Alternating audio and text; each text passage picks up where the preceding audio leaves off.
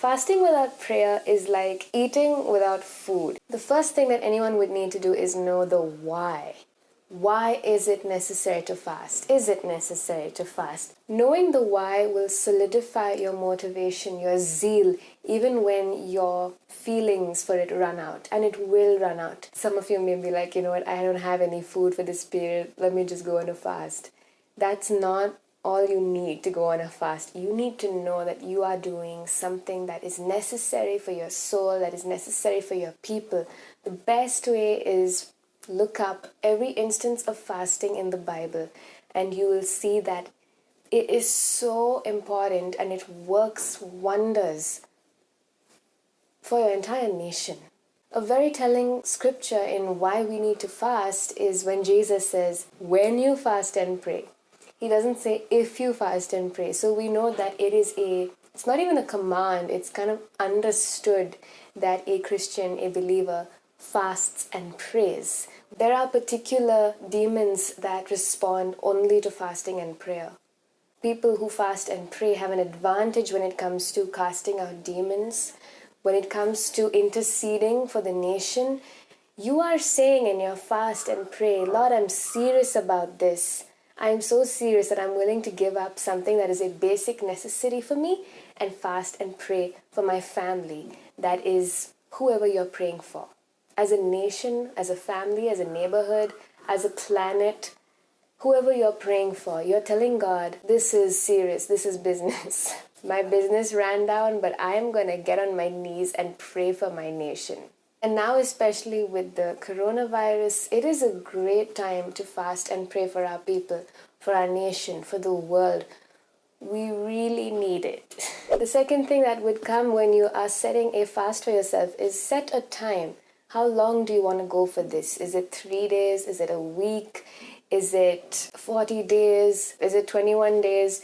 In India, we just had a 21 lockdown starting from when I'm recording this video. And it would be a great time to do a fast. It's also Easter coming up. Some of you have already been on a Lent fast. Set a time period for yourself, because during this fast, your willpower is going to wane a bit and you need to know, okay, I need to do 2 days more, 1 day more, that kind of thing. How much can you sacrifice for this prayer, for this fasting? Ask God, what can I do? What is practical for me? What is doable for me? And set a wise timeline for yourself. The third one is set a kind of fast. Now, in my video called I fasted for 40 days to seek the Lord, I made a very specific fast to myself. I didn't even know the types of fasts that are there, that the commenters on that video are educating me on now. I didn't know there's a water fast, there's a food fast, there's a dry fruits fast, there's a 1 meal fast or a whole day fast. I didn't know all those things. I just, between God and myself, I thought, you know what? I can go 40 days if I have like a sandwich once a day. Like, that's doable for me. So you see between God and yourself, what is okay with you? What is something that you're not like, oh, I really don't think I can do this. Something that you are willing to sacrifice. It has to be a sacrificial thing, obviously. Something that you think, this is me putting aside my needs so that I can dedicate a time to pray and to seek God and to intercede for whatever it is you're interceding from. Do that.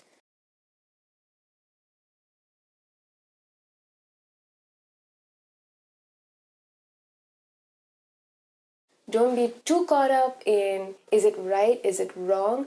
Let it be something in your conscience that you know, this is something I'm giving up. It can be anything, it doesn't even have to be food for that matter.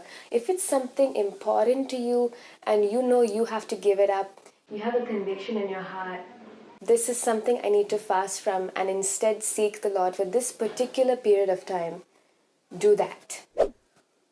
Number 4, make necessary preparations. I mean, it's quite obvious, but it's something to think of just before you get into your fast, especially if it's a fast that affects people in your life. Like you've decided to yourself, I'm not going to go out in this time, or I'm not going to talk to my friends at this time, I'm not going to be on my phone for this time, especially those kind of things.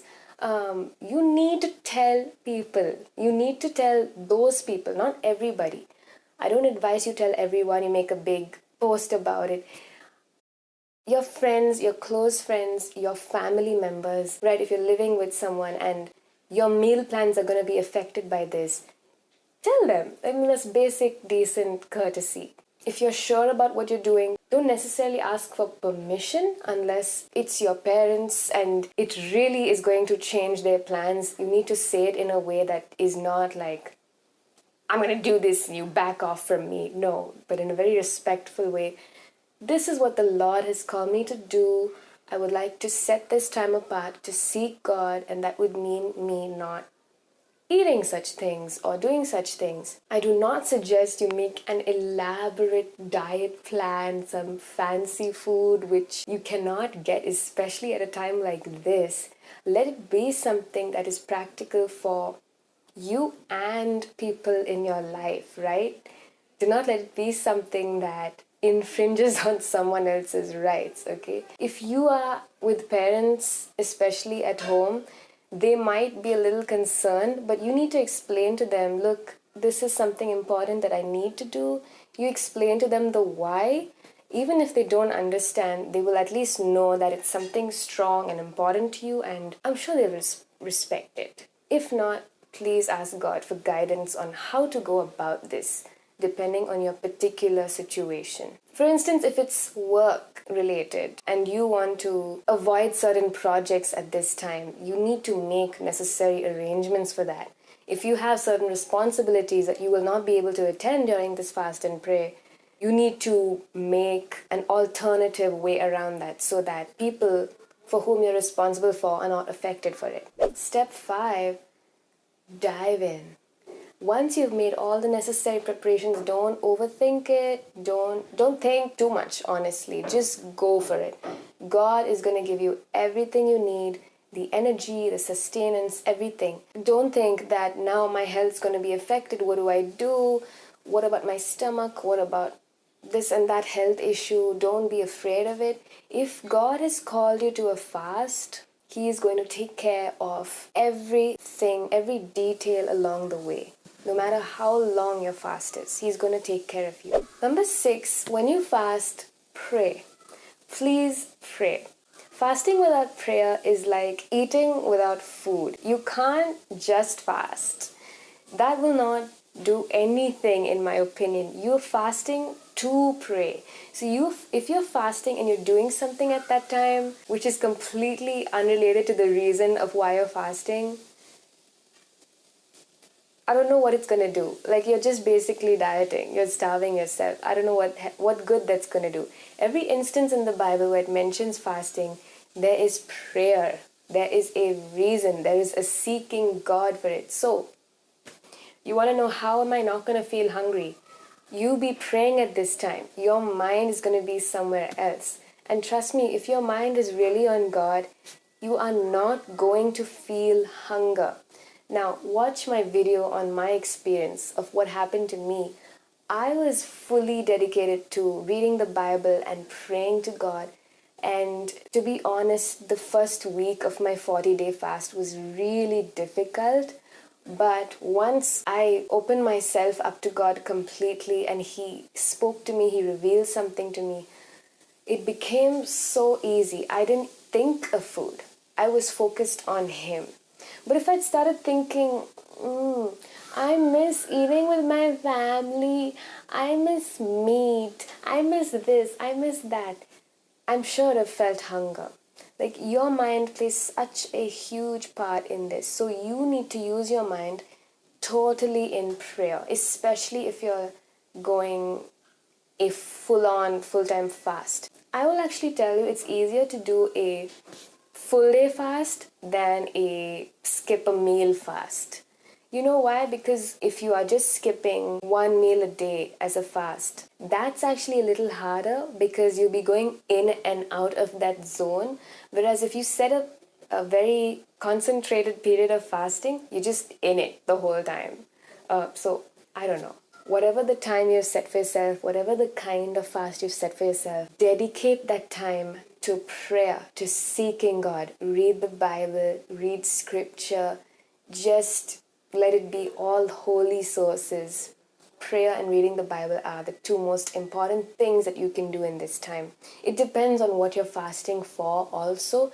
If you're fasting for your nation, for instance, prayer is the best thing. And if you need refreshment, reading the word is the best thing you can do. So it's important that you avoid work at this time. If you are not eating and you're doing something strenuous, like that doesn't even make sense. So that's why I said when you're setting the type of fast and the time period, let it be something you know you're up for it. You can do it so that you're not ending up actually hurting yourself. Because when you fast and pray, God gives you the strength you need to move on. But if your mind is somewhere else, or you're continuing your job as usual, you're continuing work as usual, it's going to become really difficult to handle. The 7th point I have is, in difficulty, ask God for help. So of course it's not going to be easy. You will find times when you are hungry, when you are frustrated, when your willpower is zilch, nothing. Ask God for help. When I did this during my 40-day fast, that's when I had the breakthrough that sustained me for the rest of my fast. Ask God for help. He is not a rule master which is going to be like, oh, you failed, shame on you. He's going to help you. He loves when you fast. He loves when you set aside something for His sake, for His people's sake. Why wouldn't He help you with everything He's got? Go to Him and say, God, I don't know how to do this anymore. No video is giving me what I need to do this anymore. He's going to tell you what to do. He's going to give you from the inside what you need to do this. Ask Him for help. The last point I have to tell you is be open to Him. Fasting and praying is a very special time. It opens our spiritual eyes. It unlocks things in us that nothing else can do. You can be a super strong believer, but without fasting and prayer, some things are going to stay locked. Remember the disciples, how they cast out demons, and they were doing it very well everywhere except one particular child. Nothing they did was doing anything to this child. And Jesus said, this type can only be cast away by fasting and prayer. There is a special power in fasting and prayer. So it would be a big shame if you did all this without fully opening yourself to God. God has something special to reveal to you in this time. He has something special to unlock for you in this time. He's going to do something special in this time.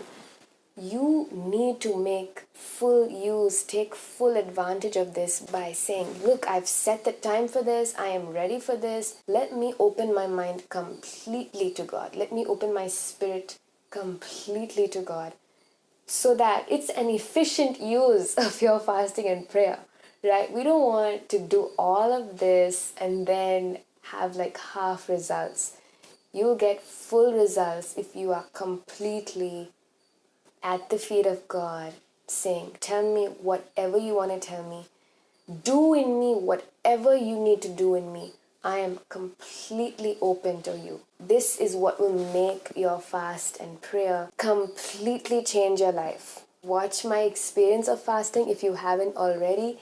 And if you have more questions on this, comment them below or email me if you need any more help. I will be more than happy to help you. My name is Vihan Damaris.